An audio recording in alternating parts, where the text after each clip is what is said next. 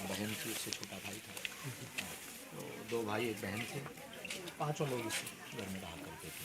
और प्रारंभ काल अति भी जो है विचित्र था, जिसमें यात्राएँ बड़ी विचित्र हुई, बड़ी भिक्षुकमय जीवन रहा। भिक्षा मांग करके पूरे गाँव में और भोजन में परिवार चलाया करते थे। इतने संपन्न नहीं थे, पिताजी भी कोई कार्य करते नहीं थे। तो इसी में एक तरफ भगवान का स्थान बना रहता था, एक तरफ रसोई बनी रहती थी, और एक तरफ जो है यहाँ तक कि भैंस भी बनी रहती थी, पशुशाला भी बनी रहती थी। लेकिन वही में अपना जीवन भगवान बागेश्वर बालाजी की कृपा से पूरा 14 वर्ष का वनवास इस स्थान पर हमने जाता। वो जो विकट परिस्थितियाँ थी वो आध्यात्मिक यात्रा के लिए कितनी मददगार साबित हुई? उन्हीं विकट परिस्थितियों में ही हमारी अध्यात्म यात्रा प्रारंभ हुई। भगवत कृपा इन्हीं विकट परिस्थितियों से ही प्रारंभ हुई है।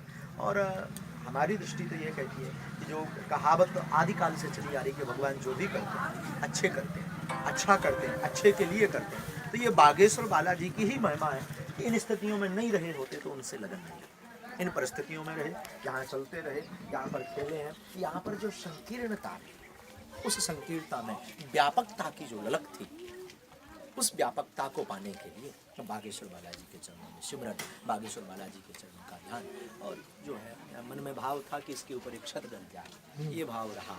अब वो अभी भी अधूरा है, अभी भी। शुरुआत जब ली तब यहाँ कथा करना, कथा सेंटर में जाकर कथाएँ करना, भिक्षा मांगना, वो सुना है मैंने, वो क्या चलता? ये बड़ी विचित्र स्थिति थी।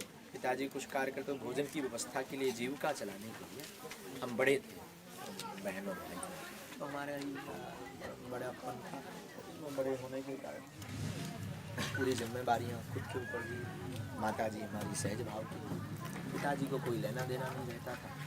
बस यहीं से हर पूर्णमासी अमावस्या को एक थैला उठाते थे, और बचपन से ही तिलक लगाने का स्वभाव था। बाबा जी के चरणों में रहे, धोती पहनने का, धोती पहनते थे, अपनी बढ़िया कुर्ता पहनते थे। उस वक्त हमें स्मरण में है, आज भी एक कुर्ता हम रखे हैं, एक एक कुर्ता को हमने 1 महीना पहना होता था।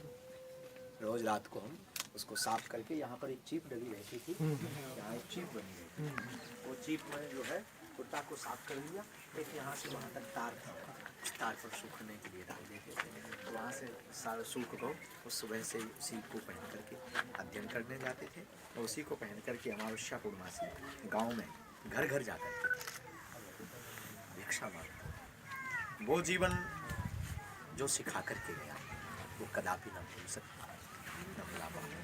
लेकिन उस जीवन में मानवता का, वास्तविकता का खूब बोध था, और उस जीवन से ही इस जीवन तक की यात्रा संपन्न हुई। ये भगवत आशीर्वाद था, बागेश्वर बालाजी की ही कृपा थी कि जो यहाँ पर जीवन गुजरा या इन स्थितियों में गुजरा। फिर इसके बाद में और बड़े हुआ है।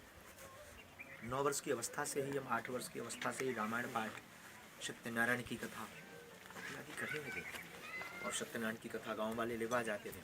जटाशंकर जो है यहाँ से 150 किलोमीटर दूर, वहाँ कथा वाचन का प्रचलन है। उस प्रचलन के लिए वहाँ कथाएँ बचती हैं। पुरोहित कर्मकांडी ब्राह्मण थे, कुछ पैसा मिल जाता? कुछ दक्षिणी मिल जाती थी। जाते अमावस्या को चले गए, वहाँ से 200-300 रुपये, उस वक्त 200-300 रुपये में 200 रुपये का आटा, भोजन, नाश्ता, जो भी सामग्री करके ला करके माता जी को दे देते थे, 20-25 रुपये। लेकिन कभी भी उन जीवन में ऐसा बोध नहीं हुआ भगवान ने उस वक्त हमारे लिए 5 रुपये सत्यनारायण की, 5 रुपये सत्यनारायण की कथा, 11 रुपये, 5-10 रुपये में सत्यनारायण की कथा। मैं स्मरण में है, 1 रुपये का पार्ले जी आया करता था छोटा में, 1 रुपये का पार्ले जी ले लो, 5 रुपया की शक्कर ले ली, 5 की पत्ती ले ली, कुछ नहीं।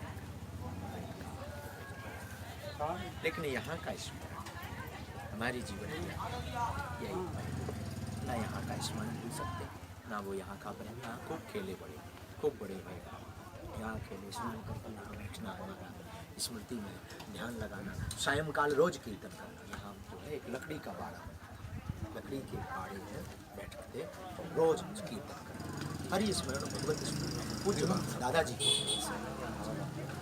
तो दादाजी का जो है ना, यहाँ से कीर्तन फिर यहाँ से